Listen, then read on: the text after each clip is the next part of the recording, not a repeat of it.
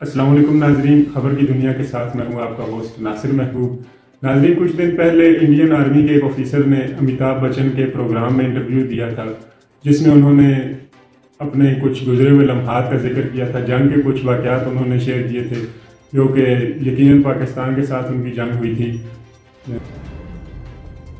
उस Indian army के जो ऑफिसर हैं, उनका इंटरव्यू सुनने के बाद मैंने बहुत दफ़ा सोचा कि इस पर वीडियो बनाई जाए, उनकी बहादुरी को जो है वो अपने अल्फाज में बयान किया जाए। तो आज कोशिश कर रहा हूँ कि उनकी बहादुरी को मैं भी खराज तहसीन पेश करूँ और उनको खुसूसी तौर पर उनको सलूट पेश करूँ उनके गाल पर। तो आज आगाज़ करते हैं उस वीडियो का और दिखाते हैं उनकी कुछ झलक भी, उनकी कुछ बातें भी। उसके बाद हम इस पर मज़ीद बात करेंगे। सबसे पहले देखते हैं उनकी वीडियो। उनको लगा कि ये मर चुके हैं, तो उनका एक जो पाकिस्तानी जो कमांडर था, उसने अपने जवानों को आदेश दिया कि इनको रीचेक करो, इनमें से कोई जिंदा तो नहीं है। तो उनके पाकिस्तान के 2 सैनिक आए, आकर के हमारे जवानों के शरीर के अंदर गोलियां दागने लगे। तो मैं बेहोश था, लेकिन इतना बेहोश नहीं था कि उनको सुन ना सकूं या देख ना सकूं। तो जो मेरे सामने वाले साथी को जो सीने में आकर 4-4, 5-5 जो राउंड के ब्रस्ट मारे, डेड बॉडी ऐसे उछलती थी ऊपर की, वाले को मारा, बगल वाले को मारा। मैं भी इस तरह से ऐसे पड़ा हुआ था। उसने फर्स्ट में यहाँ पर ब्रस्ट मारा, फिर मेरे पैर में 2 जगह पे मारा। मैं देख रहा हूँ कि धुआं निकल रहा है, लेकिन उस गोली की पीड़ा को चुपचाप पड़ा सहता रहा और उनको यकीन हो गया कि इनमें से कोई जिंदा नहीं। फिर बहुत गालियां दी, बूट की ठोकरें मारी। काफी देर के बाद में उनका जो कमांडर था, उसने बोला कि इनके वेपन उठा लो और नीचे जो हिंदुस्तान का पोस्ट है उसके ऊपर दूसरे जो उनके साथी थे उनको सूचना दी, उसके ऊपर कब्जा हमला कर दो। ये आवाज भी सुनी तो मुझे लगा कि यार आज तो मेरी पूरी टीम खत्म हो गई। दोबारा से उसके साथी आए, पाकिस्तान के सैनिक आए और हमारे जवानों के शरीर के अंदर गोलियां दागने लगे। उन्होंने फिर उसी रोटेशन से गोली मारी। पर जब 1 कदम आगे गया तो उसने राइफल मेरी सीने की तरफ तानी। तब मुझे लगा यार अब नहीं बचूंगा। लेकिन कहते हैं कि जाको राखे साइयां मार सके ना कोई। जब उसने गोली चलाई तो यहाँ पर पर्स में 5-5 रुपए के कुछ सिक्के भी थे। जब गोली जाकर के सिक्कों पे टकराई तो मुझे भी आभास हुआ कि तो मर गया। पाकिस्तान का दूसरा सैनिक आया, उसने आकर के मेरा AK-47 उठाया और वापस मुड़ा तो उसका पैर मेरे पैर से टकराया हो।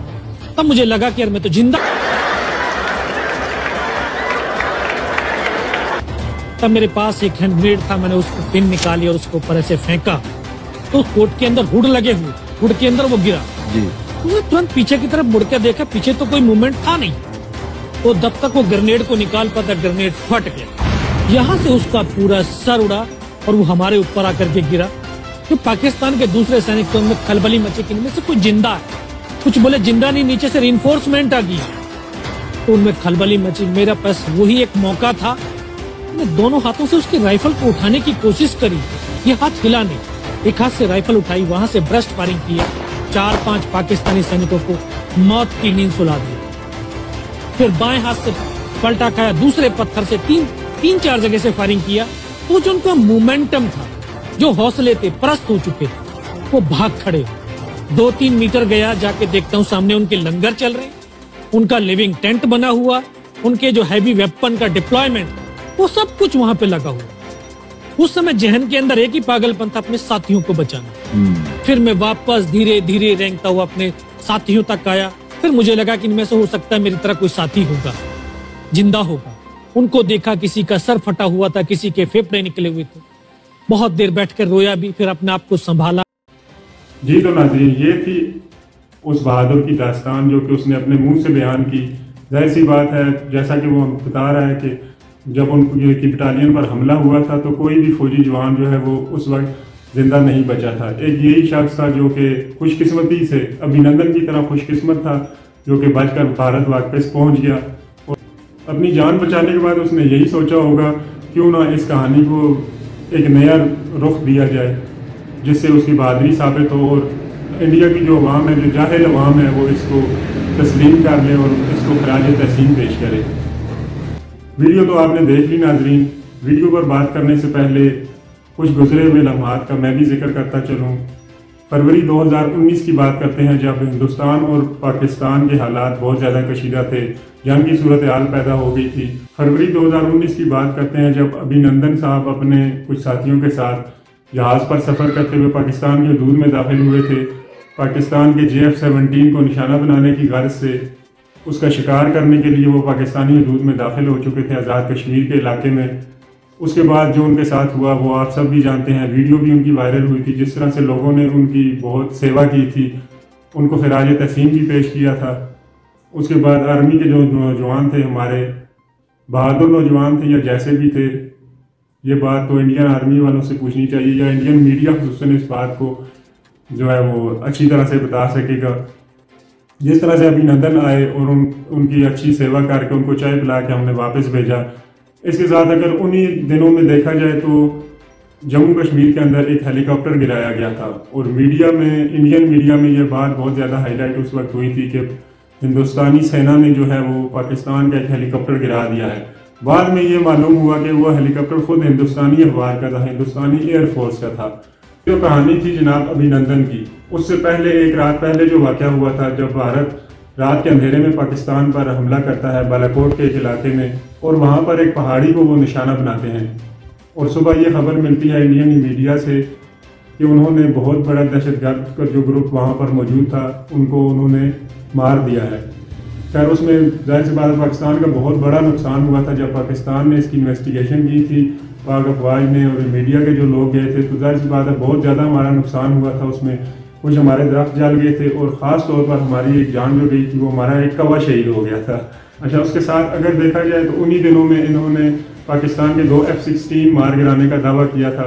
और बाद में जब हमारे ISPR ने प्रेस कॉन्फ्रेंस की थी और उन्होंने बताया था कि हमने इस ऑपरेशन में कोई F-16 इस्तेमाल ही नहीं किया। खैर, अब बात करते हैं इस नौजवान की बहादुरी की वीडियो के बारे में, जो उन्होंने इंटरव्यू दिया था अमिताभ बच्चन के एक प्रोग्राम में। और अगर देखा जाए अमिताभ बच्चन की हिम्मत को भी मैं सलाम पेश करता हूँ इनकी बहादुरी के साथ साथ, क्योंकि ऐसी बहादुरी की दास्तान सुनते हुए एक बार भी उनके मुंह पर मैंने हंसी नहीं देखी। बहुत ही हिम्मत की बात है, जाहिर सी बात है, इतनी बड़ी बात आपके सामने की जाए और आप उसको बगैर हंसी के बर्दाश्त कर लें। मैंने जब वीडियो पहली मरतबा देखी थी तो मेरा हंस के तो बुरा हाल हो चुका था, इसलिए मैंने सोचा इस पर जो है कुछ कमेंट्स अपने भी दे दूं, कुछ अपनी राय का इजहार भी कर दूं। जो उन्होंने कहा था सबसे पहले कि जब उनकी तमाम बटालियन जो शहीद मारी जा चुकी थी, इंडियन आर्मी के जितने भी नौजवान थे उस बटालियन के, वो मारे जा चुके थे। एक यही शख्स था जिसके पाँव में पहले गोलियां लगी और उसके बाद उसके बाजू पर गोलियां लगाई गई, पूरा ब्रेस्ट उसको लगा, जिससे उसका बाजू जो है वो जख्मी बहुत ज़्यादा हो गया था, उसको हरकत भी नहीं मिल रही थी। उसके बाद इस बहादुर नौजवान ने ये कहा कि इनके पास आने वाले एक पाक फौज के जवान ने इनके करीब से AK-47 उठाई और इनके सीने पर रखी। सीने पर रखने के बाद पूरा ब्रेस्ट जो है वो यहाँ पर मारा।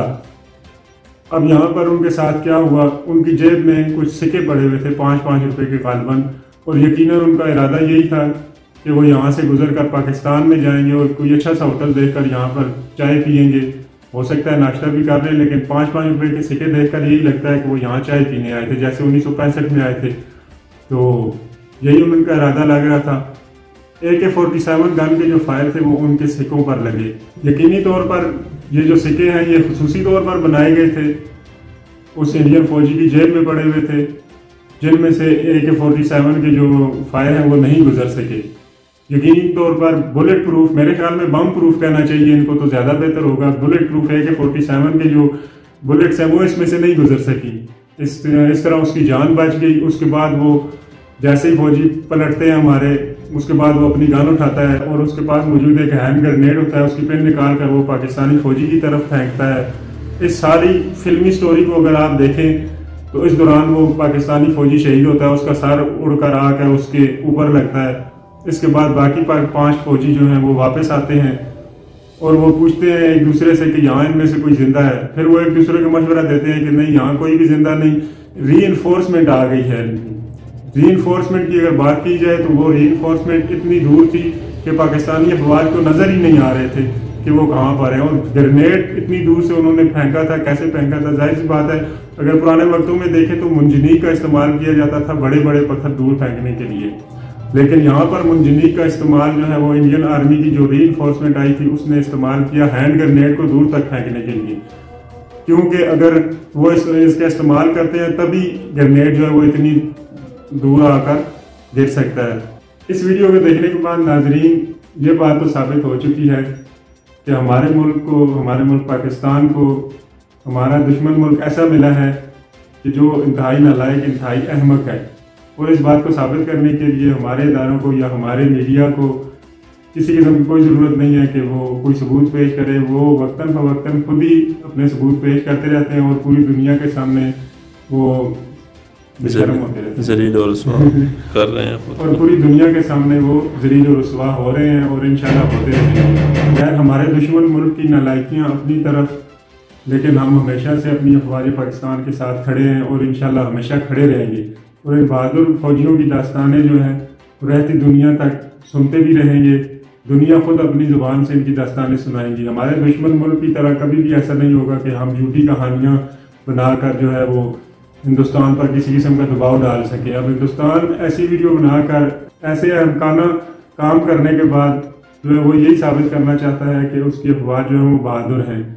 लेकिन कहते हैं कि झूठ के पाँव नहीं होते, बिल्कुल ऐसे ही जैसे कि इस फौजी नौजवान की जान जो है 5 रुपए के सिक्कों ने बचाई थी, जो कि नामुमकिन है। इंशाल्लाह जो आने वाले वक्त में भी ये ज़लील और रुस्वा होते रहेंगे और इसी तरह हमें एंटरटेन करते रहेंगे।